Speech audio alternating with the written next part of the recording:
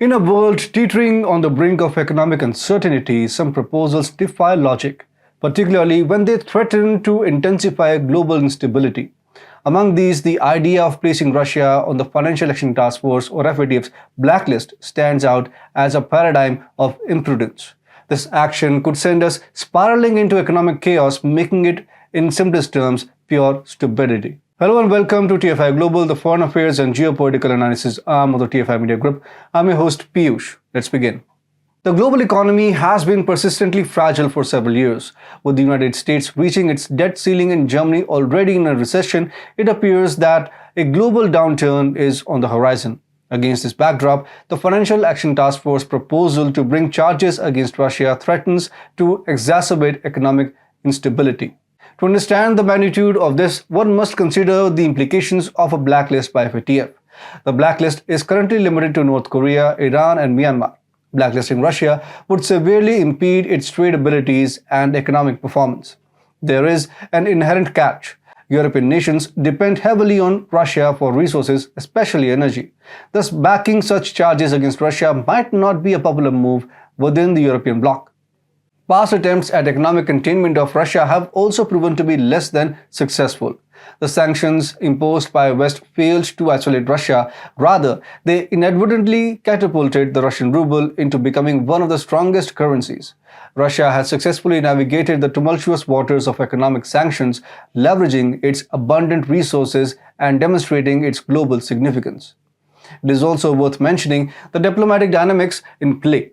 The Gulf Cooperation Council, or the GCC, which maintains close ties with Russia, is unlikely to support such charges.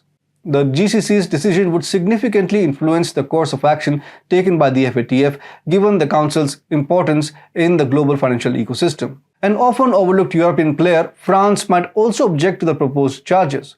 France's traditional advocacy for peace and stability in Europe contrasts sharply with the disruptive consequences of such punitive measures against Russia. The potential destabilization of Europe would directly conflict with France's interests and strategic objectives.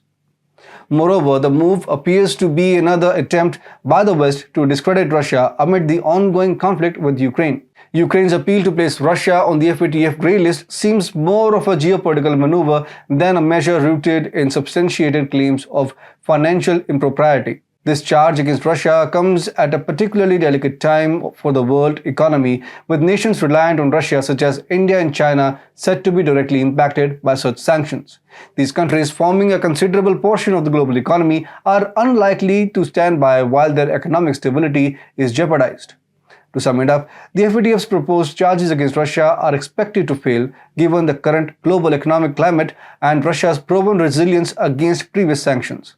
Instead of isolating Russia, such a move could lead to increased economic volatility and impede global recovery efforts, with several countries, including those within the GCC and economic powerhouses like India and China, likely to oppose the charges. It becomes apparent that FATF's attempt may be futile. Rather than resorting to economic sanctions, global entities should foster diplomatic dialogues to resolve conflicts. In these uncertain times, it is essential to prioritize economic stability over politically motivated financial charges. The world cannot afford to stoke the flames of economic unrest further, particularly against a country as influential as Russia.